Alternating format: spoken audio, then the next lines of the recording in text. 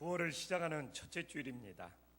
오늘 본문에서 하나님은 엘리야에게 우리가 이미 읽었지만 9절에서 내가 어찌하여 여기 있느냐고 묻습니다. 정말 엘리야는 하나님께 당돌하게 여호와께 열심히 유별한 사람이 나만 남았습니다라고 10절에서 대답합니다. 그런데 여기서 이 10절에서 오직 나만 남았다는 것을 4절에 로뎀나무 아래서 자기를 죽여달라고 하는 그 에레미야의 심정과 연결시켜서 어떤 심리적인 외로움, 어떤 심리적인 우울증, 이런 식으로 가장 본문을 많이 해석하는 그렇게 본문이 되었어요. 상담에서 심리에서 충분히 애로움이나 우울증으로 에레미야를 진단할 수 있다고 생각을 합니다. 엘리야를. 그러나 저는 오늘 말씀을 통하여 이 본문의 흐름에 따라서 오직 나만 남았다는 뜻이 무엇인지 깨닫고 이 가을에 우리의 믿음을 바로 세울 수 있는 은혜로운 시간이 될 수 있기를 간절히 소망합니다. 우리는 성경을 읽어보면 알지만 엘리야가 갈멜산에서 바알의 선지자 450명, 아세라의 선지자 400명과 영적 대결에서 승리했다는 것을 잘 알 수 있습니다. 그런데 오늘 열왕기상 19장 2절에 보면 이세벨이 협박을 합니다. 야 엘리야, 내일 아침 해가 뜨기 전까지 내 생명 살려두면 내 신이 나에게 벌을 내릴 거야. 이렇게 왕비 이세벨이 엘리야에게 협박을 합니다. 그런데 그냥 엘리야는 그 협박을 듣고 걸음아 나 살려라면서 광야로 주랭랑을 쳤습니다. 참 아이러니하잖아요. 갈멜산에서 그렇게 하늘에서 불이 내려오는 대단한 능력을 체험한 엘리야가 어떻게 왕비의 말을 더 두려워했을까? 이것이 사람인 것 같아요. 대단한 능력, 대단한 기적을 체험해도 사람 말 한마디에 이렇게 쓰러져 버리고 넘어지는 엘리야의 모습이 우리들의 모습이 아닌가. 오늘도 내가 어쩔 때는 엄청난 하나님의 은혜를 체험한 것 같은데 누가 한마디 툭 한 것 때문에 내가 그냥 믿음이 다운되어 버리는 이런 엘리야와 같은 일들을 우리는 수없이 겪고 삽니다. 그래서 엘리야는 오늘 본문의 4절에 보면 이제 광야로 도망쳐서 로뎀나무 아래서 하나님 나 좀 죽여주시오 이렇게 투정을 부리고 있습니다. 근데 여러분 로뎀나무 치과 로뎀나무 그런데 여러분 로뎀나무에는 그늘이 없어요. 잎사귀가 없어요. 여러분 쌀래기 나무입니다. 광야에서 피할 곳이 없으니까 어쩔 수 없이 로뎀나무 아래에 있는 것이지 로뎀나무 한 상 갖지 마십시오. 로뎀나무는 그늘이 지는 나무가 아니에요. 그냥 쌀래기 나무. 그래서 그냥 햇빛이 다 에레미야에게 이 엘리야에게 비치는 거예요. 근데 광야에서 정작 나무가 없다 보니까 로뎀나무 아래 있는 거지. 근데 로뎀나무가 어떻게 생긴지도 모르고 로뎀나무 그려놓은 것 보면 황당해. 상상 속의 나무입니다. 막 뭉성하게 잎사귀를 그려놓고 막 그늘이 져가지고 그 밑에 막 엘리야가 두루누 있는 건데 로뎀나무는 그늘이 없어요. 햇빛이 다 통과됩니다. 그러니까 그 햇빛에 어떻게 보면 엘리야가 일사병에 걸려서 더 지쳐서 쓰러질 수 있는 것입니다. 근데 4절에 엘리야가 죽어달라고 투정을 벌였지만 사실 진심은 살려달라고 지금 하나님 앞에 애원하고 있는 거예요. 그래서 6절에 보면 하나님은 그 마음을 알고 어떻게 해요? 하나님은 천사를 통하여 숯불의 구운 떡과 한 병의 물을 주었어요. 이게 하나님의 마음이에요. 말로 투덜대는 걸 보는 것이 아니고 그 마음이 원하는 것이 무엇인지를 볼 줄 아는 것. 이게 진짜 성숙한 사람인 것 같아요. 엘리야는 말로는 죽여달라고 투덜대고 있지만 속으로는 하나님 나 좀 살려주세요. 그러니까 오늘 우리가 10절과 14절에 봤잖아요.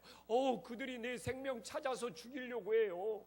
나 좀 지켜주세요. 사실 이 마음이거든요.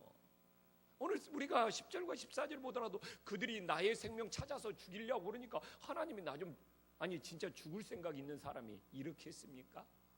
그리고 하나님께서 그 사람의 말이 아니라 그 사람의 마음을 알고 이렇게 따뜻한 숯불에, 참 우리 하나님 친절하셔. 숯불에 구운 떡과 한 병의 물을 주었어요. 근데 그가 진짜 죽을 생각이었으면 그거 먹었겠냐고요. 8절에 봐보십시오. 일어나서 먹고 마시고 그 음식물의 힘을 의지하여 하나님의 산 호렙에 이르렀다고 나오고 있지 않습니까? 아니 죽을 마음이 있는 사람이 이럴 수가 있겠어요? 우리가 말이 전부가 아니다.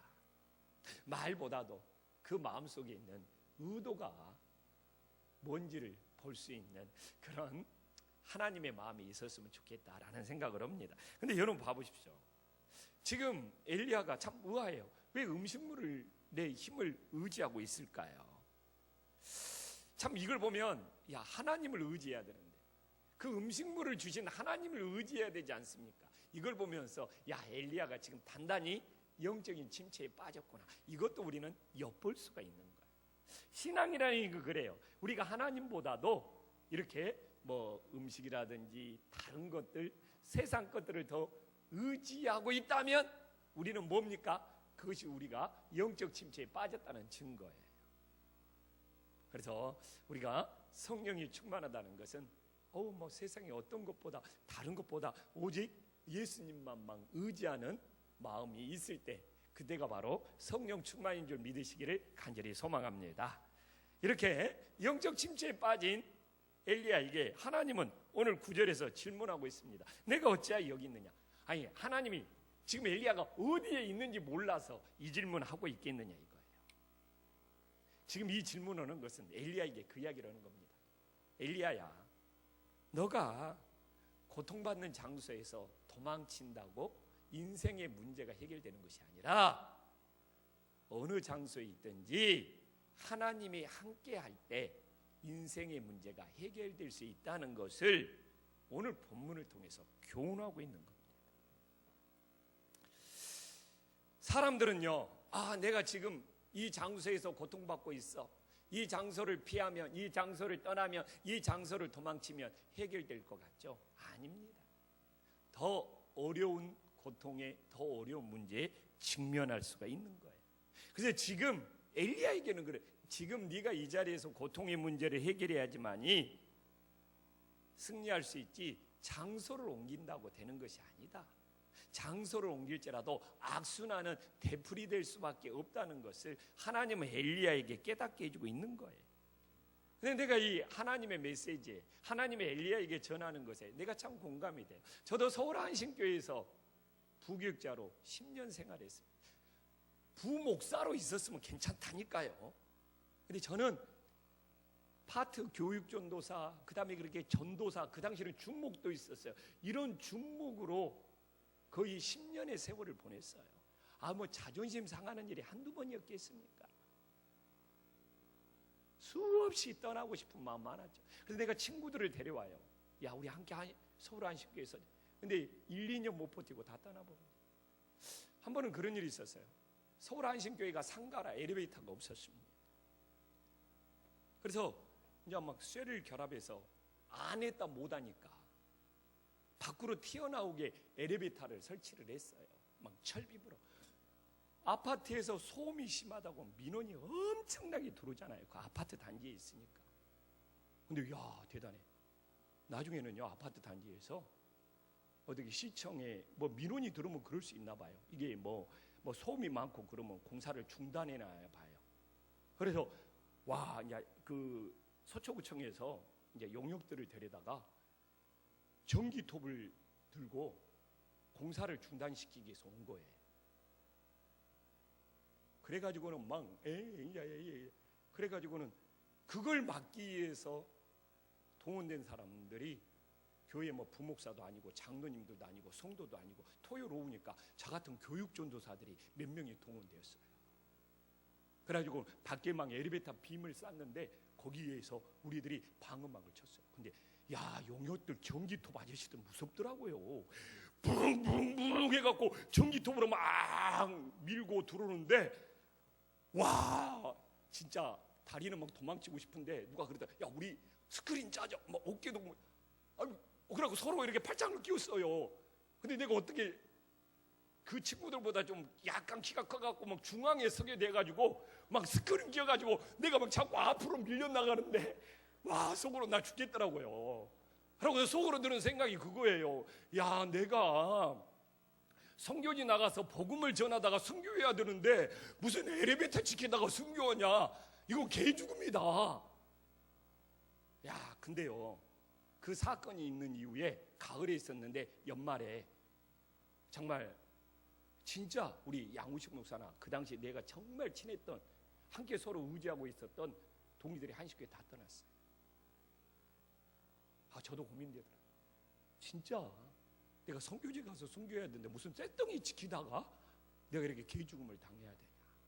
그냥 우리만 내보낸 거예요.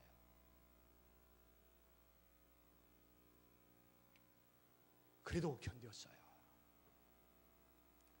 내가 지금 이 자리에서 견디지 못하면 앞으로 계속 목회가 힘들 것 같아서 10년을 참고 견뎠습니다. 목사님이 저를 내보낼 때까지 견뎠습니다. 그래서 이 김포 한신교회가 시작된 거예요. 그때가 나 참지 못하고 견디지 못했으면 지금의 김포 한신교회가 있을 수 없고 여러분들과 함께 말씀을 나눌 수가 없는 것이죠. 그렇더라고요. 내가 지금 이 자리가 고통스럽다고 이 자리를 도망치고 이 자리를 옮긴다고 그 고통의 문제는 해결되는 것이 아니더라고요.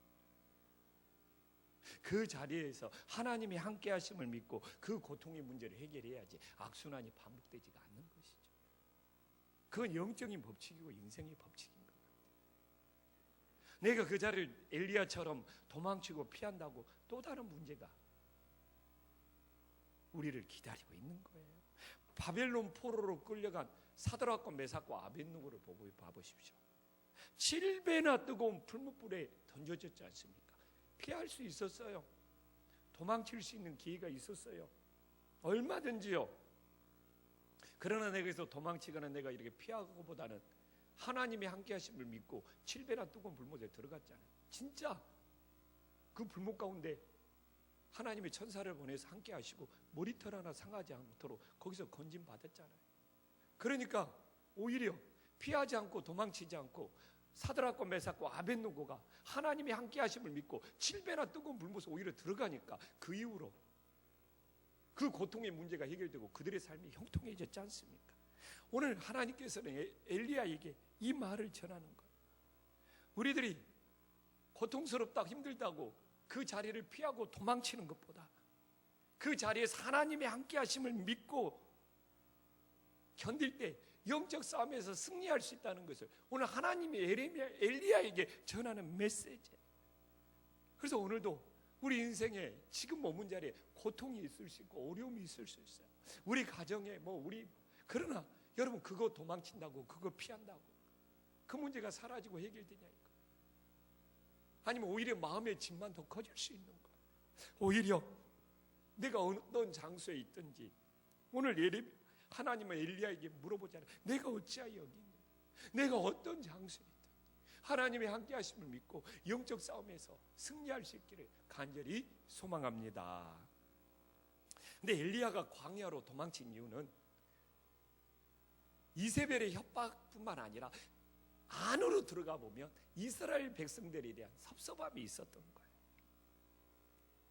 사실 갈멜산에서 우리가 앞에 나와 있는 18장 37절에 보면 불을 내려오고 있을 때 본문에 봐보시오. 이스라엘 백성들이 기적을 보면 엘리야는 바뀔 줄 알았어요. 나오잖아요. 이스라엘 백성들이 달라질 줄 알았어요. 이스라엘 백성들이 변화될 줄 알았어요. 그런데 갈멜산에서 불이 내려오는 기적이 일어났지 않습니까? 이스라엘 백성이 안 달라지는 거예요. 변화되지 않는 거예요.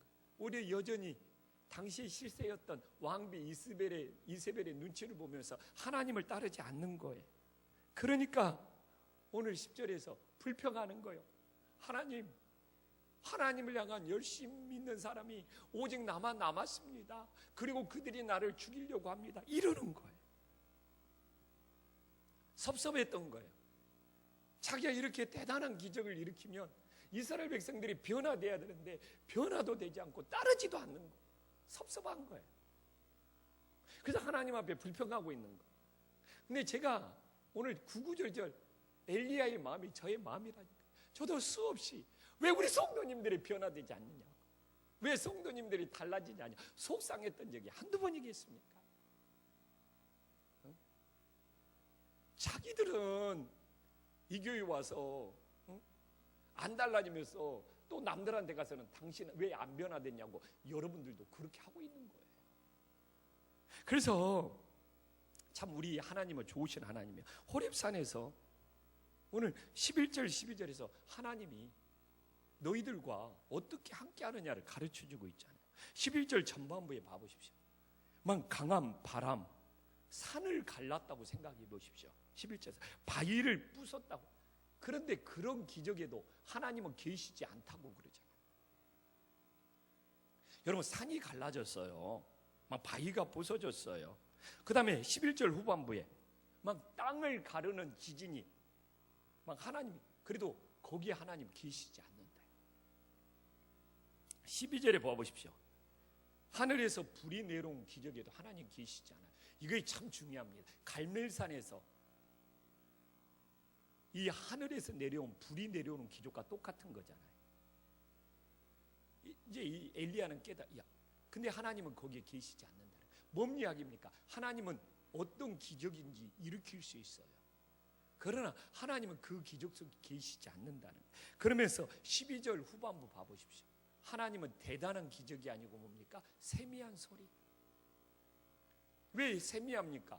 11절과 12절에 보면 막 강하고 막 크고 막 엄청난 막 우레소리, 막 지진 땅이 갈라지는 소리, 막 이런 엄청나고 대단한 기적이 아니라 이게 세미한 소리. 여기에 하나님이 함께 계신다는 거잖아요. 지금 엘리야를 깨닫게 해주는 거예요. 야, 너 막 갈멜산에서 불이 내려온 기적에 이스라엘 백성들이 변화될 줄 알았지? 그러면서 지금 12절에서 다시 보는 거예요. 자, 하늘에서 불이 내려왔어. 내가 거기에 있냐? 나 거기에 있지 않아. 하면서 하나님은 세미한 소리에 있는 거예요. 그리고 13절에 봐보십시오. 엘리야는 하나님의 세미한 소리를 듣고 굴 밖으로 나가서 섰습니다. 이것도 재밌어요.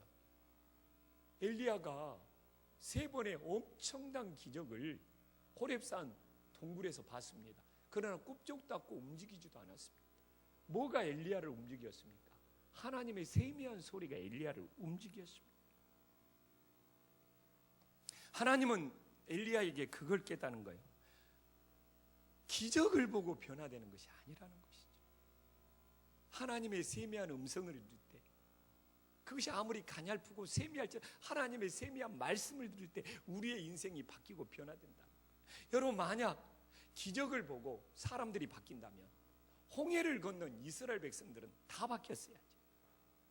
여러분, 성경의 기적 중에 가장 위대한 기적이 출애굽할 때 홍해를 가르고 그 땅을 발로 밟아서 걷는 기적이 최고의 기적입니다. 그러면 홍해를 가르고 땅을 발로 밟아서 걷는 이스라엘 백성들은 그 기적을 체험하고 그걸 걸어서 건넜기 때문에 다 변화되어야 되죠. 근데 봐보십시오. 광야에서 그들은 원망하고 불평하다가 가나안 땅에 들어가지 못하고 죽은 사람들이 더 많습니다. 알아야 돼요. 지금도 뭐 하나님이 우리들에게 뭐 기적을 베풀어 주시고 뭐 내 인생에 뭐 능력이 나타나고 내 인생에 엄청난 막 신유가 일어나고 그러면 우리 인생 바뀌고 변화될 것 같죠? 오늘 성경이 말해 그것이 아니다. 하나님의 세미한 말씀, 하나님의 세미한 음성이 엘리야를 움직이고 있잖아요. 엘리야를 바꾸고 있잖아요. 그래서 오늘도 이 말씀을 묵상하면서 내 인생에 무슨 엄청난 기적이 일어나고 엄청난 능력이 나타나면 우리 인생 달라질 것 같죠? 성경은 절대로 아니올시답니다. 아무리 작은 것일지라도 하나님의 세미한 음성이 우리와 함께할 때 그래도 그걸 통해 우리의 인생이 달라지고 변화됨을 깨달으시기를 간절히 소망합니다. 근데 오늘 본문에서 엘리야는 10절과 14절에 오직 나만 남았다는 것을 2차례씩이나 강조하고 있어요. 근데 이 말씀을 이미 갈멜산에서 하고 있어요.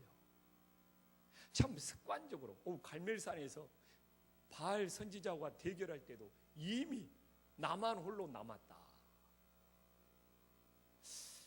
그래서 제가 말하자면 심리적으로 외로워서 말이 아니에요. 심리적으로 외로워서 말이면 갈멜산에서는 하지 말았어야지.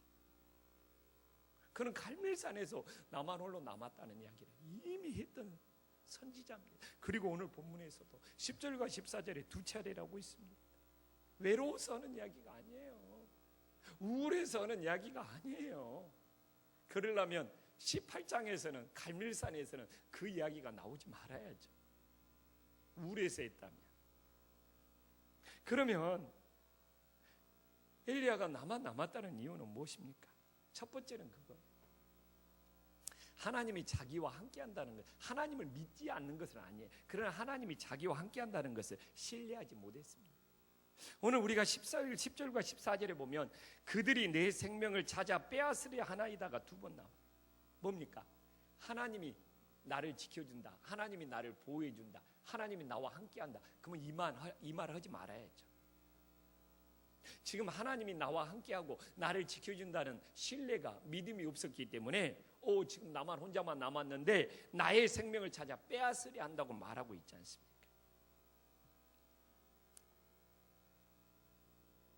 그래서 그가 나만 남았다고 말한 결과는 뭡니까? 우리 찬송가 337장에 나온 줄 알아요. 무거운 짐을 나 홀로 지고 견디다 못해 쓰러질 때 쓰러진 거예요. 이놈의 엘리야가 무거운 짐을 나 홀로 지고 견디다 못해 쓰러진 겁니다. 저도 마찬가지예요. 이 교회의 무거운 짐을 나 홀로 지고 있으면 견디다 못해 쓰러져요. 그래서 쓰러진 적도 있잖아요. 오늘도 여러분들이 내가 세상의 무거운 짐을 나 홀로 지고 지금 홀로 남았다고 생각하십니까? 가정의 무거운 짐, 인생의 무거운 짐을 나 홀로 지고 지금 혼자 그러면 다 견디다 못해 쓰러져요. 그러더라니까요. 내가 교회의 무거운 짐을 나 홀로 지고 그냥 버티면 견디다 못해 쓰러지더라니까.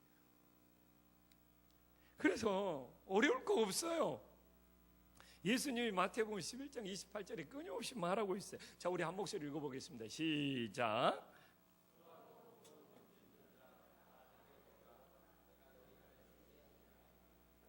그래서 오늘 우리 예수님께 와서 예배 드리고 있는 거예요.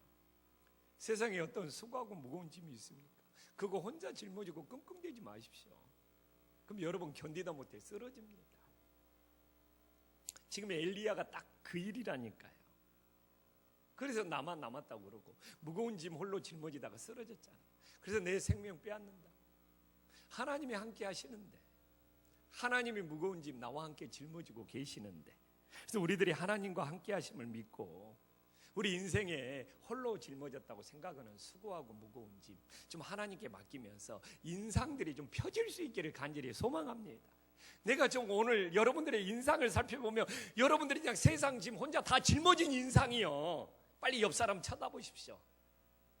그냥 살짝 미소 짓느라고 애쓰시네.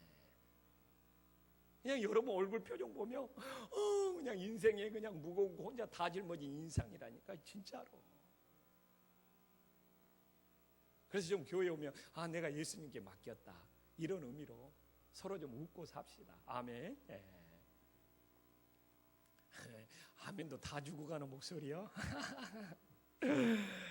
그리고 또 이 엘리야가 나만 혼자 남았다고 하는 이유는 뭡니까? 본인이 보고 싶은 대로만 보는 거예요. 본인이 보고 싶은 대로만 보는 거예요. 엘리야가 자기 중심적으로 바라보기 때문에 다른 사람들의 믿음이 보이지 않는 거예요. 엘리야는 모든 것을 자기가 보고 싶은 대로 보고 판단합니다. 근데 지금도 그래요. 내가요 보고 싶은 대로 보고 판단하면서 다른 사람을 이해하지 못하잖아요. 그러면 나 혼자 고립되어 갑니다.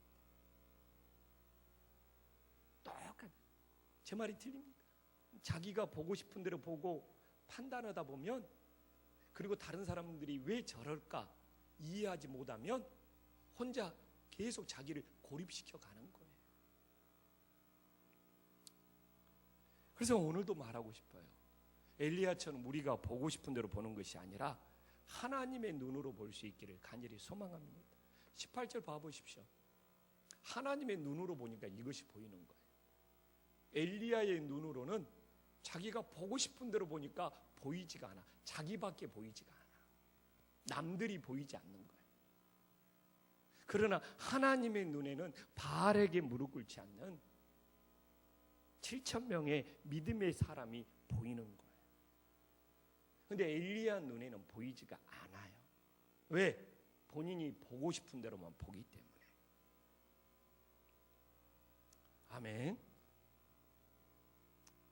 그래서 정말 신앙은 내가 보고 싶은 대로만 보지 말고 오늘 하나님의 눈으로 보면 내 옆에 사람이 믿음이 없는 사람이 아니라 하나님이 붙들어주는 믿음의 사람으로 하나님의 눈으로 보이면 보일 수가 있다니까. 지난주에 한국말은 끝까지 들어봐야 됩니다. 지난주에 어느 선교사님이 타락한 기사를 다움에서 일반 뉴스에서 보았습니다. 근데 제가 하고자 하는 이야기는 그거예요. 그것이 우리가 보는 전부가 아니라는 거예요. 지금 시대에 자신의 눈으로 보면 교회와 목사가 전부 타락한 것처럼 보일 수 있어요. 그러나 하나님의 눈으로 보면 세상에 무릎 꿇지 아니한 하나님의 종들이 반드시 남아있다는 것을 볼 수 있어야지 여러분들의 믿음을 지킬 수 있다는 것을 이야기하고 싶은 거예요.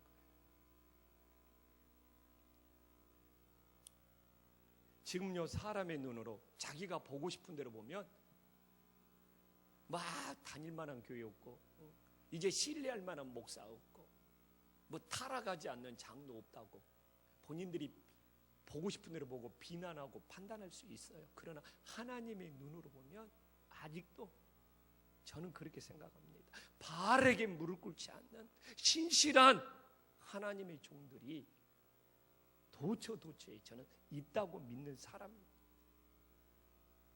이럴 때는 아멘 해야 되는데 다 타락했어요? 저도 기도합니다.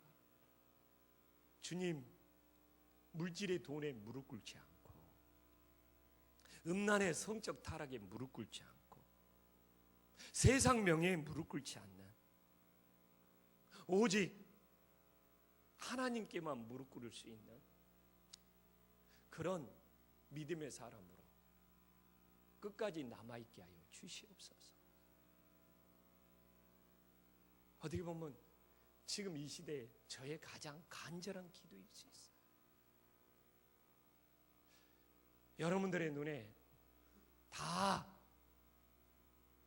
교회와 성도들이 세상에 무릎 꿇은 것처럼 보일지라도 하나님의 눈에는 아직도 무릎 꿇지 않는 믿음의 종들이 있다는 것을 볼 수 있어야지 우리의 믿음도 지키고 함께 갈 수 있음을 깨달으시기를 간절히 소망합니다. 이제 마지막 하나 마무리하자면 오늘 혼자 남았다는 것에 10절과 14절에 봐보십시오. 굉장히 본인의 열심이 유별하다는 것을 빼놓지 않고 내세우고 있어요. 그래서 여기서 나만 남았다는 것은 내가 얼마나 하나님께 열심히 유면할 줄 아느냐 이걸 내세우고 있어요. 그러나 봐봅시다. 엘리야 열심히 유별났지만 백성들을 변화시키지 못하고 본인은 좌절에 빠졌습니다. 그래서 저는 그렇게 말하고 싶어요. 우리가 빨리 나의 열심으로 뭔가를 변화시킬 수 있다는 생각에서 빨리 벗어날수록 영적인 자유를 누릴 수 있다. 19절에 봐보십시오. 하나님이 막 본인의 열심이 유별하다는 엘리야에게 동역자를 세워줍니다. 엘리사예요. 무슨 이야기입니까? 엘리야, 네 분량만큼 해라는 거예요. 막 열심 내다가 막 세상 네가 막 다 바꾸고 네가 세상 지금 다 짊어지려고 하지 말고 네 분량만큼, 그러다가 모든 것은 엘리사에게 맡겨라는 거예요. 다음 사람이 이어가면 돼. 그래서 봐보십시오. 엘리야 죽지도 않았는데 중간에 데려가 버립니다.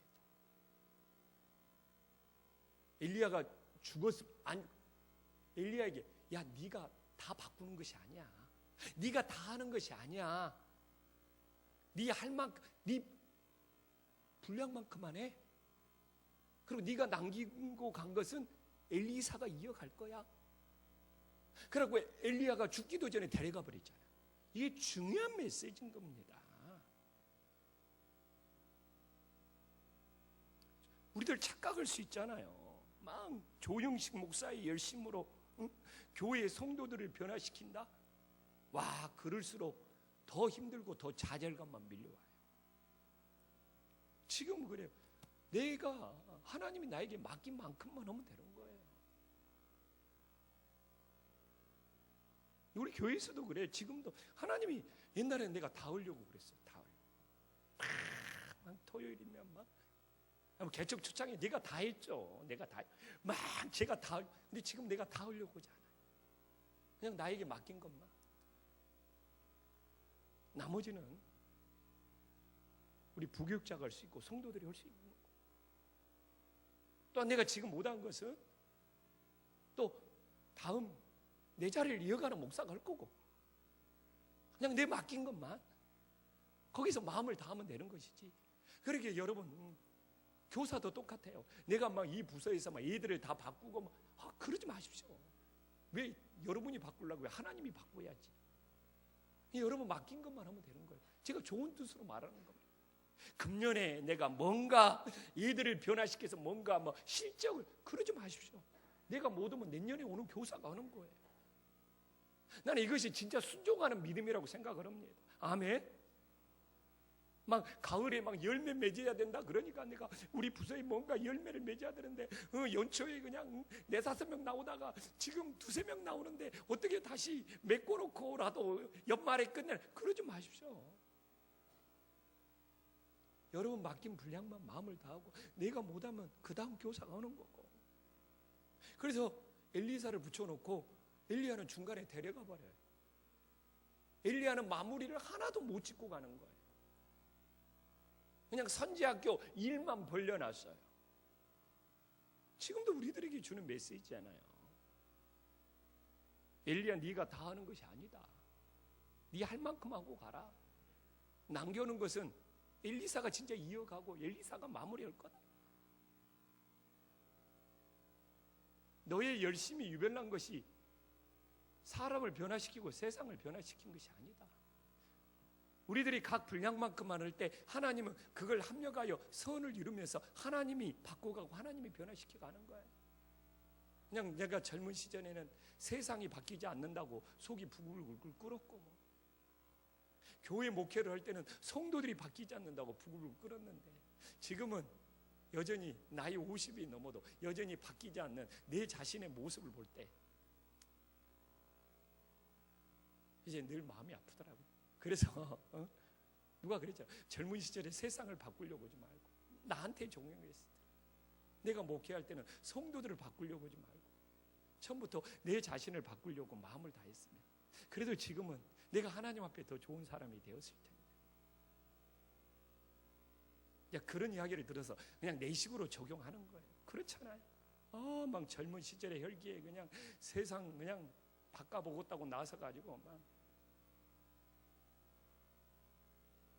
그냥 목회하면서 개척하면서는 성도들 바꿔보겠다고 막 열심히 냈다가 그냥 지금 생각하면 그때부터 내 자신을 바꾸기 위해서 마음을 다했으면 얼마나 좋았을까. 그러나 지금도 늦지 않았죠. 엘리야를 보면서 그런 생각이 든다니까. 그래서 올 가을에 내가 맡은 일, 내가 섬기는 부서 뭐가 안 됐네, 뭐가 변화가 안 됐네, 이렇게 1년을 해도 달라, 이러지 마시고 내 분량만큼만 하시고, 중요한 것은 우리 자신이 변화되는 것이 더 중요함을 깨달을 수 있는 가을이 될 수 있기를 간절히 소망합니다. 기도하겠습니다.